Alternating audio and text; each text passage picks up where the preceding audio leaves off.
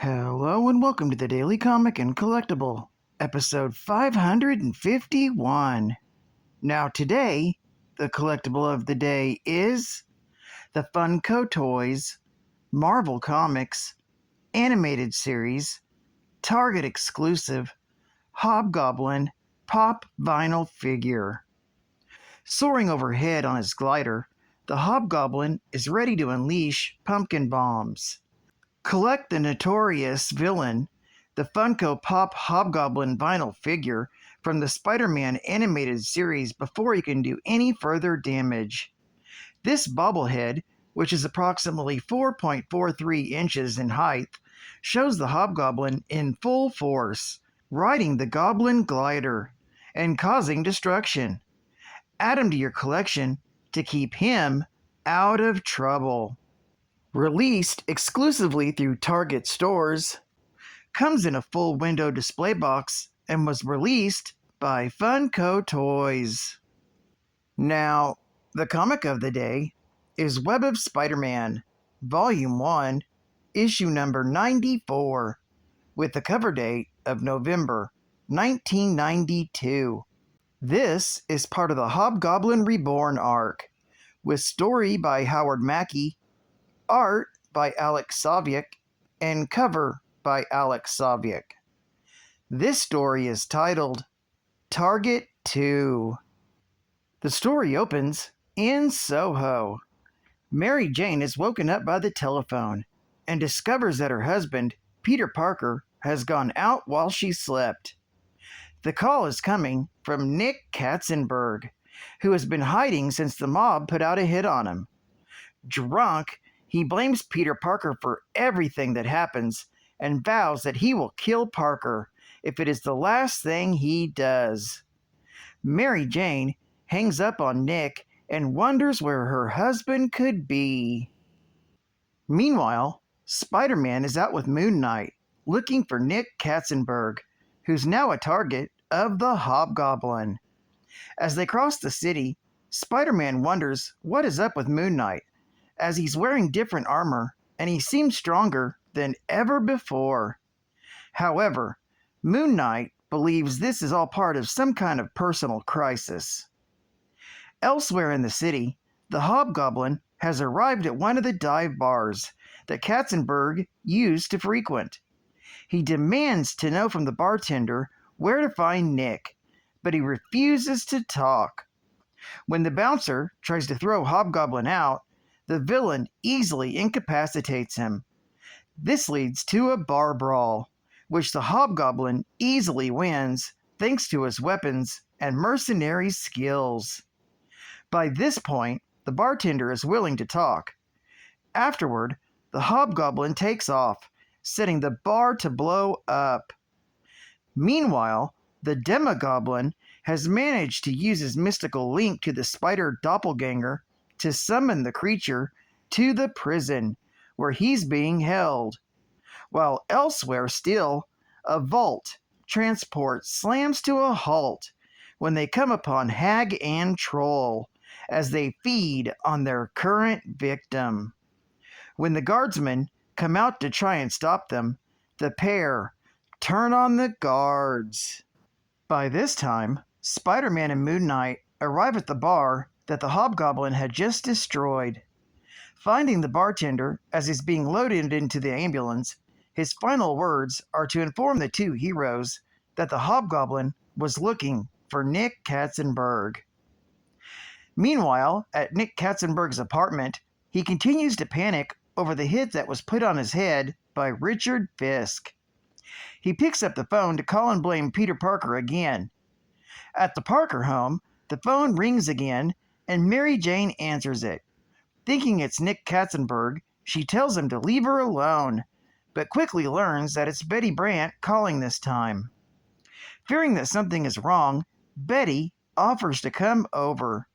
However, Mary Jane is tired of people interfering with her life and her husband's, and hangs up on Betty as well.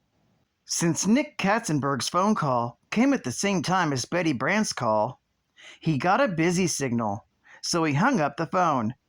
That's when the Hobgoblin came bursting in through the window, offering to make Katzenberg's end quick if he asks nicely enough.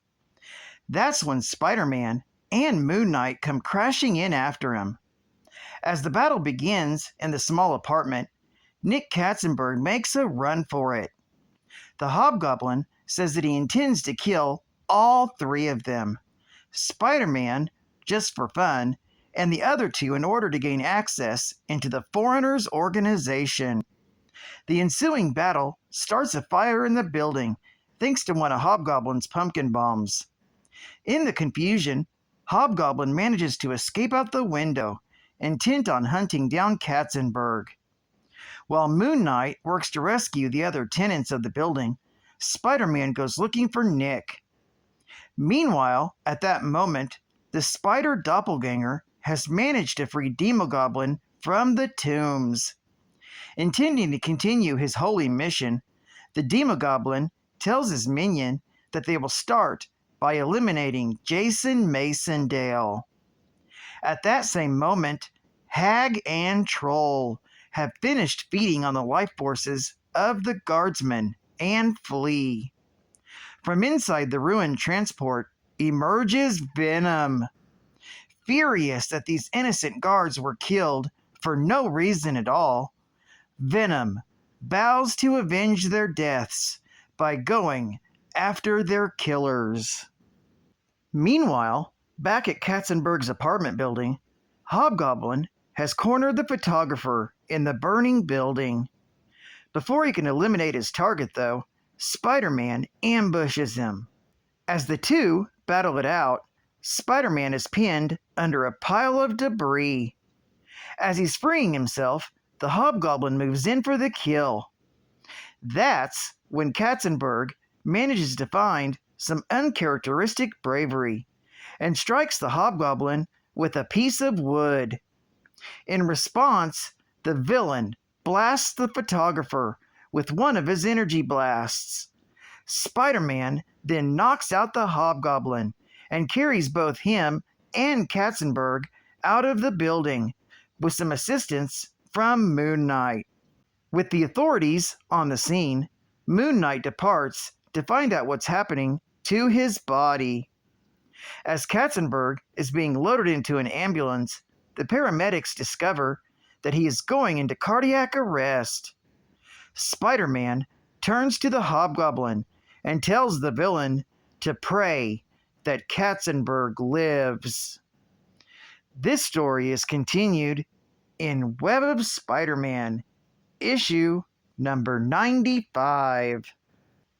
Geek Fact: the changes that happened to Moon Knight around the time of this story are chronicled in Mark Spector, Moon Knight, starting in issue number 41 from August through issue number 45 in December of 1992. And the truth about his transformation is continued in Mark Spector, Moon Knight, issue number 44. Bonus Geek Fact: the hit on Katzenberg was all because of damaging photos he took that compromised the Rose's plan against the Kingpin. The photos were taken in Spectacular Spider-Man, issue number 173, from February of 1991. But thanks to a misprint, Peter was the target of the hit, from Web of Spider-Man, issue number 84, to issue number 88, until the correction was finally made. State-of-the-art gaming. Join the Marvel Dream Team! Swing into action with 3 hot new Spider-Man video games.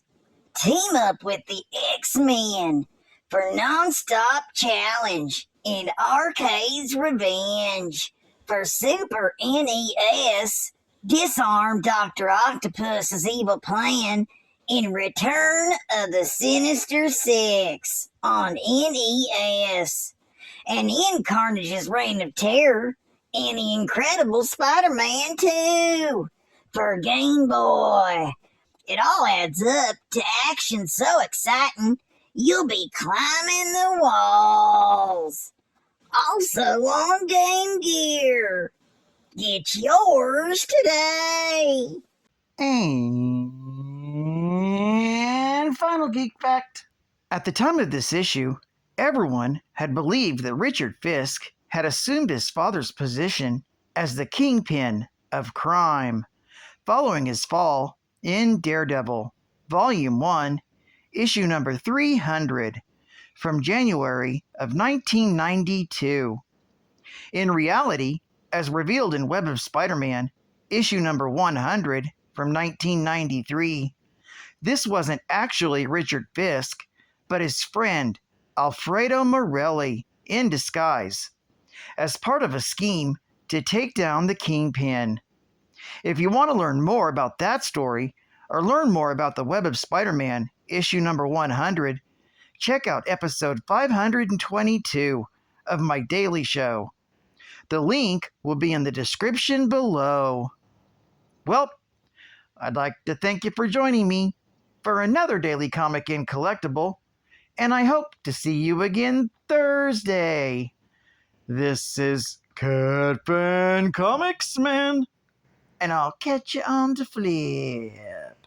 Over and out.